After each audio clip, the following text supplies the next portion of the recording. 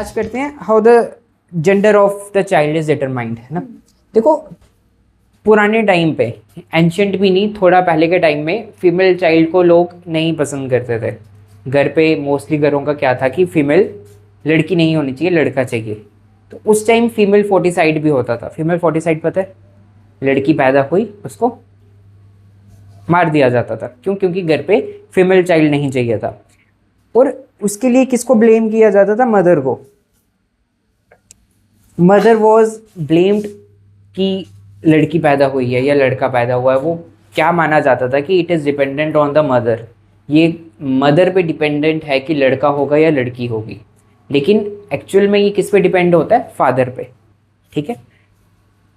फिर भी ये डिसाइड नहीं किया जा सकता ह्यूमंस में कि लड़की होगी या लड़का होगा। ये कोई वे नहीं है ये चीज़ कंट्रोल करने का। हाँ, कुछ ऐसे एनिमल्स होते हैं जिनमें टेम्परेचर के अकॉर्डिंगली होता है। अगर टेम्परेचर हॉट होगा तो जो पॉपुलेशन होगी, जो बर्थ चिल्ड्रन बॉर्न होंगे या जो ऑफस्प्रिंग्स होंगी वो मेल होंगे। टेम्परेचर कम होगा तो वो फीमेल होंगे, या क्लाइमेट कंडीशंस पे डिपेंड रहता है। लेकिन ह्यूमंस में ऐसा नहीं है। ह्यूमंस में, एक अडल्ट ह्यूमन में 23 पेयर ऑफ क्रोमोसोम्स होते हैं।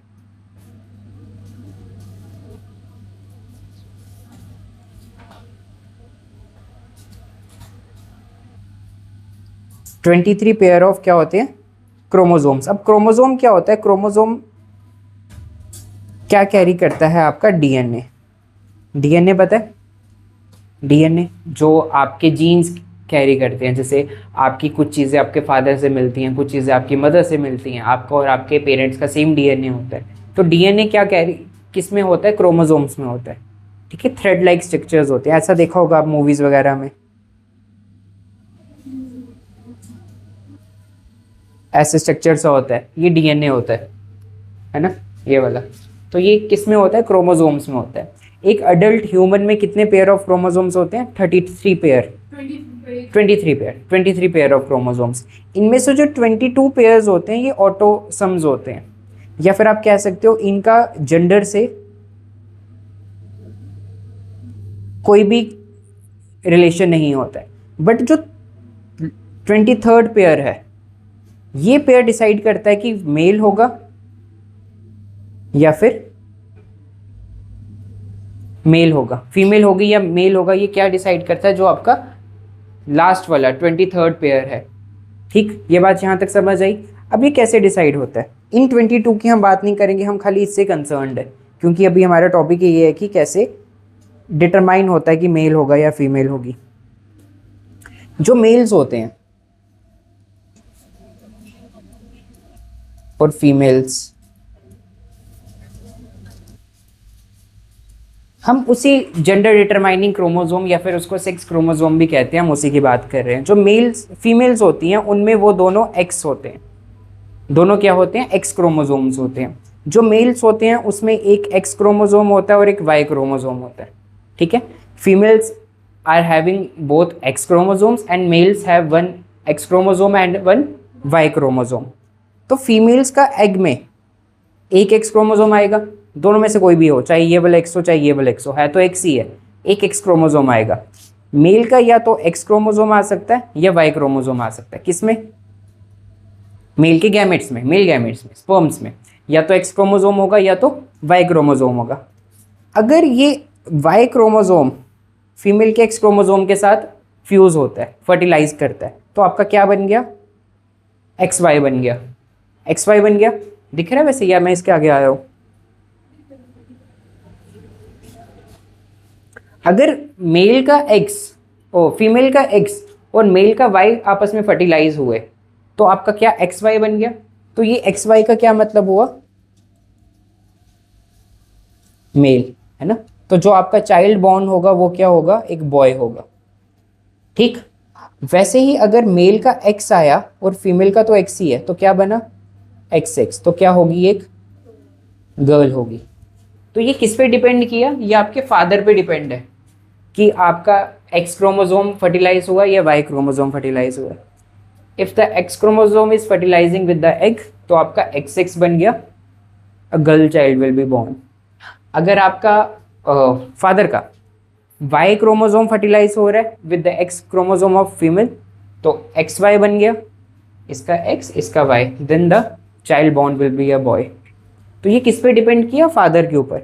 मदर के ऊपर बिल्कुल भी डिपेंडेंट नहीं है कि मेल चाइल्ड होगा या फीमेल चाइल्ड होगा, ये किस पे डिपेंडेंट है? फादर पे। वो भी कंट्रोलेबल नहीं है, वो भी कोई प्रिडिक्ट नहीं कर सकता कि मेल होगा या फीमेल होगा, क्योंकि जो मेल गैमेट्स होते हैं, मेल स्पर्म्स होते हैं, उसमें ये दोनों की क्वांटिटी ऑलमोस्ट 50% रहती है।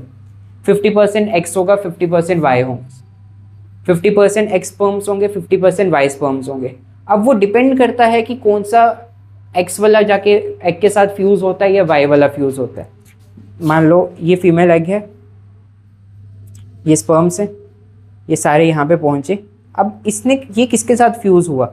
अगर ये एक्स वाले के साथ फ्यूज़ होगा तो गर्ल चाइल्ड होगी, अगर ये वाई वाले के साथ फ्यूज़ हुआ तो ये मेल चाइल्ड होगा। तो जितने भी मेल्स हैं उनके पास कौन से क्रोमोसोम्स हैं? जो 23rd पेयर है, एक्स वाई। और जितने भी फीमेल्स हैं, गर्ल्स हैं, उनके पास क्या क्रोमोसोम है? X x. ठीक है। जेनेटिक डिसऑर्डर आपने पढ़ा होगा, कईयों को बीमारी होती है जेनेटिकली। वो जेनेटिकली डिसऑर्डर क्या होता है? कई बार ऐसा होता है कि एक एक्स क्रोमोसोम भी फ्यूज़ हो गया, एक वाई क्रोमोसोम भी फ्यूज़ हो गया, दोनों फर्टिलाइज इकट्ठे हो गए। उस केस में क्या हुआ?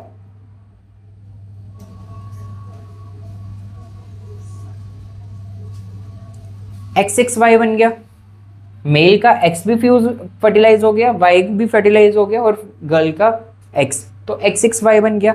ऐसे जो ह्यूमंस होते हैं वो एबनॉर्मल होते हैं, या तो वो मेंटली रिटार्डेड होंगे या उनको कोई और प्रॉब्लम होगी।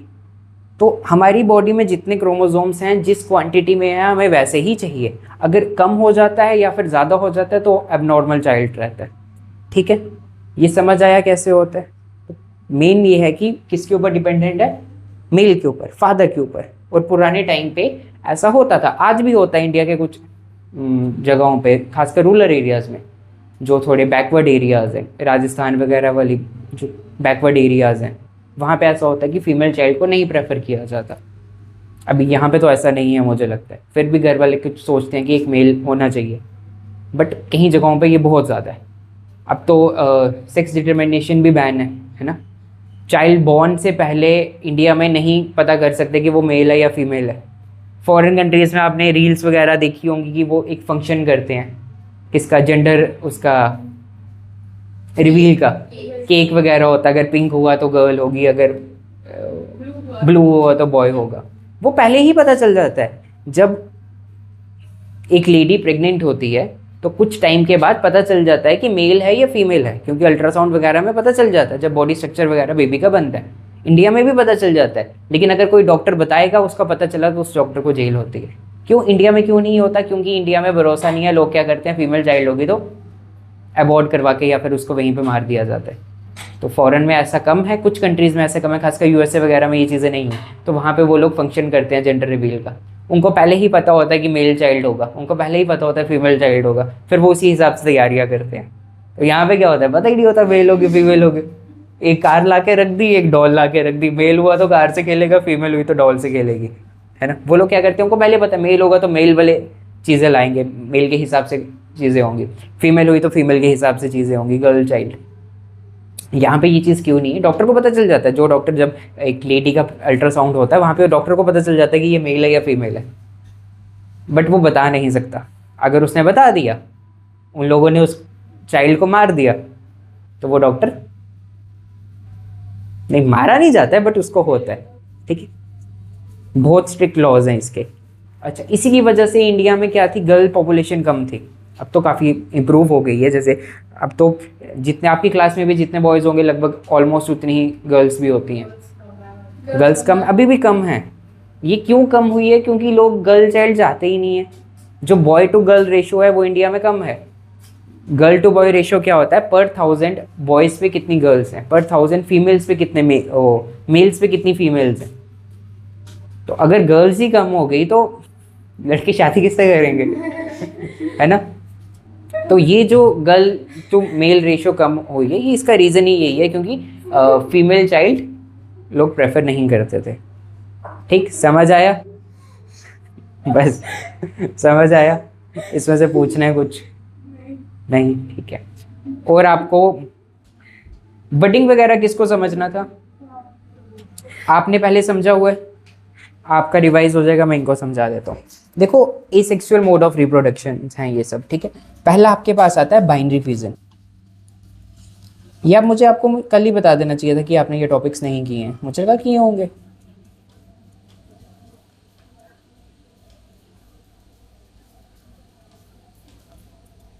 फिजन होता है डिवाइड होना।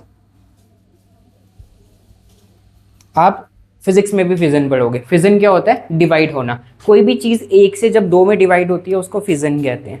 बाइनरी मतलब दो, बाइनरी मतलब दो, फिजन मतलब डिवाइड होना। तो बाइनरी फिजन क्या हुआ? एक सेल है, कोई सिंगल सेलुलर ऑर्गेनिज्म है, मान लो अमीबा है, ठीक है। ये इसका न्यूक्लियस आ गया। ये सिंगल सेल दो सेल में डिवाइड हो जाएगा।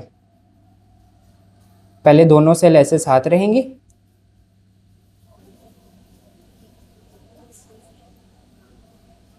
उसके बाद ये दोनों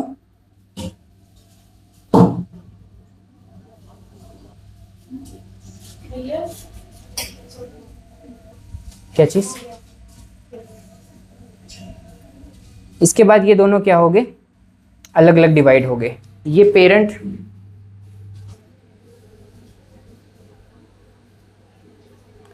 पेरेंट है, डिवाइड होके दो सेल्स में हो गया। एक ऑर्गेनिज्म दो सेल में डिवाइड हो गया। दो पेरेंट की जरूरत पड़ी, सिंगल पेरेंट।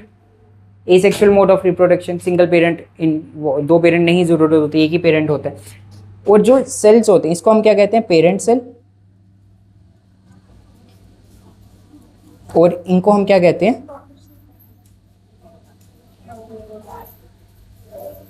Daughter cells. ये सेल्स हमेशा डॉटर सेल्स ही कहते हैं, सन सेल्स नहीं होता। डॉटर सेल्स ही बोला जाता है इनको, नो सन सेल्स, ठीक है। They are only daughter cells, ठीक। इनको सन भी तो बोल सकते हैं ना? नहीं बोला गया इनको, सन को निकाल दिया। वहां पे ह्यूमंस में फीमेल पॉपुलेशन कम है, यहाँ पे फीमेल पॉपुलेशन बढ़ा दी। इन ऑर्गेनिजम्स में मेल फीमेल नहीं होता। अब मेल फीमेल एक्चुअली में क्या है, ताकि अब मेल और फीमेल में क्या फ़र्क है? अगर हम जेनेटिकली बात करें तो मेल्स एंड फीमेल्स में खाली XX और XY का फ़र्क है ना। इनमें वो है ही नहीं है चीज़, इनमें पेरेंट ही एक चाहिए, तो XX XY वाली चीज़ ही नहीं है। तो इसमें ना मेल है ना फीमेल है। ये यूनिसेलुलर ऑर्गेनिजम्स होते हैं, इनमें कोई मेल फीमेल नहीं होता। जो ह्यूमंस वगैरह हैं, हम क्या होते हैं? बायसेक्सुअल। एक मेल होगा, एक फीमेल होगा। मेल अलग है, फीमेल अलग है, बॉडी स्ट्रक्चर अलग है, जेनेटिकली अलग है, हार्मोन सिस्टम अलग है। इनमें ऐसा नहीं है, इनमें वही मेल है वही फीमेल है। तो इनके जो सेल्स हैं उनको क्या कहा जाता है? Daughter cells. ये फिजन कौन सी है? Binary fusion. Binary fission, fusion होता है कंबाइन होना, फिजन होता है डिवाइड होना। लेकिन डॉटर सेल्स बोला, ठीक है। No child sales, no son sales, daughter cells. तो खुश होना चाहिए यार, डॉटर सेल्स है, ठीक है। उसके बाद आता है मल्टीपल फिजन।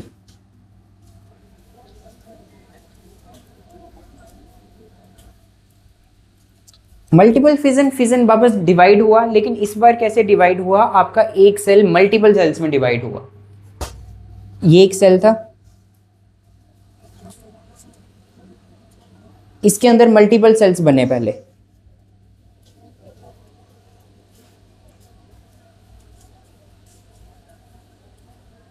इनको पता होता है कितने होंगी।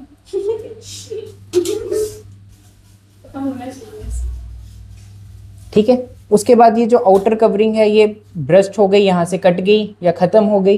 ये सारे सेल्स क्या हो गए?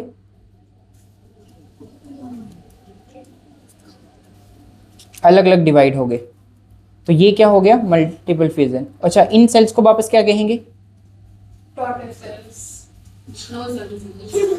Daughter cells, no son cells, only daughter cells. तो इनको क्या कहा जाएगा? डॉटर सेल्स, ठीक है। डॉटर सेल्स, खुश कितने हैं? तो ये क्या हुआ? Daughter cells. अच्छा, आप क्या कह रहे हो? इनको पता होता है इतने होंगे? नहीं होता। सिंगल सेल है, नहीं सिंगल सेल है। एक सिंगल सेल क्या क्या प्रोसेस कर सकता है? देखो, इन ऑर्गेनिजम्स में यही एक सेल है जो रिप्रोड्यूस कर रहा है, यही सेल रेस्पायर कर रहा है, यही सेल इंफॉर्मेशन प्रोसेस कर रहा है, यही सेल एक्सक्रीशन कर रहा है, एक ही सेल सब कुछ कर रहा है। अब हमारे बॉडी में कितने सेल्स हैं? मिलियन ऑफ सेल्स हैं। हमारा ब्रेन उस हिसाब से डिज़ाइन है कि हम चीज़ों को समझ सकते हैं। अब ह्यूमन सबसे इंटेलिजेंट ऑर्गेनिज्म है ना। अगर आप एक डॉग को ये चीज़ें पढ़ाओ, वो समझ सकता है? नहीं समझ सकता। उनकी कैपेबिलिटी है समझने की, लेकिन कुछ है, थोड़ी है। सिट समझ सकता है, कमांड समझ सकता है, थोड़ा बहुत अपने ओनर को पहचान सकता है, ओनर को डिफेंड कर सकता है, लेकिन बहुत ज़्यादा चीज़ें नहीं समझ सकता। अगर उसको कहोगे आप उसको फ़ोन चलाना सिखा दो, नहीं समझ सकता वो। वैसे ही अगर आप एक कैट को चीज़ें समझाओ, ये चीज़ें नहीं कैट छोड़ो, आप एक काऊ को समझाओ, वो तो आपकी कमांड भी नहीं समझ सकती, है ना। काऊ को बोलो सिट, वो बैठेगी। डॉग को बोलो सिट, वो बैठ जाता है। वो इतना समझदार है। तो इंटेलिजेंस लेवल हर ऑर्गेनिज्म का अलग है।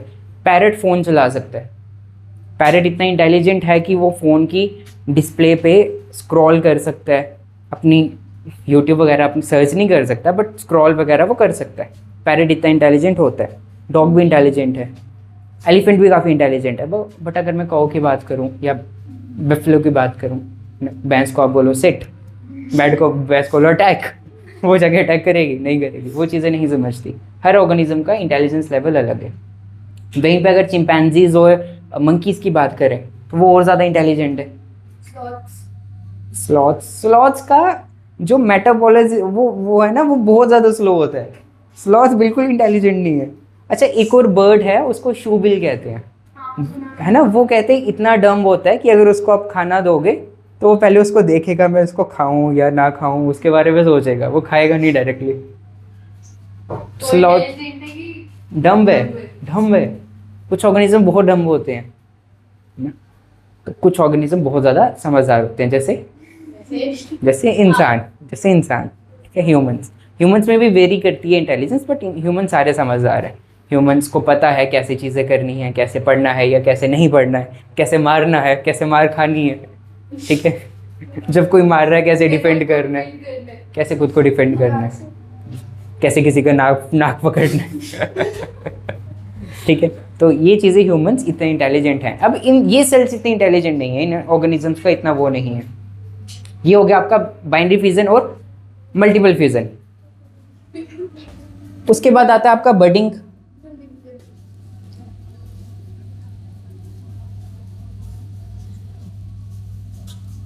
बडिंग क्या होता है? एक ऑर्गेनिज्म है, क्या नहीं, एक ऑर्गेनिज्म है। इस ऑर्गेनिज्म से एक साइड पे बड निकलता है। एक ऑर्गेनिज्म, कोई प्लांट टाइप, इसका साइड से नहीं, लो ये हाइड्रा बना दिया मैंने, ठीक है। इसके साइड से एक बड निकलेगा। ये बड आहिस्ता आहिस्ता यहाँ से डिटैच हो जाएगा और एक अलग ऑर्गेनिज्म में ग्रो हो जाएगा। अब ये प्रोसेस कौन सा हुआ? बडिंग। तो बडिंग क्या? हाँ, ये पूरा ऑर्गेनिज्म ग्रो हो जाएगा। हाँ जी, बराबर ही रहेगा। ज़्यादा कम क्यों होगा? ज़्यादा हो गया तो ज़्यादा हो गया।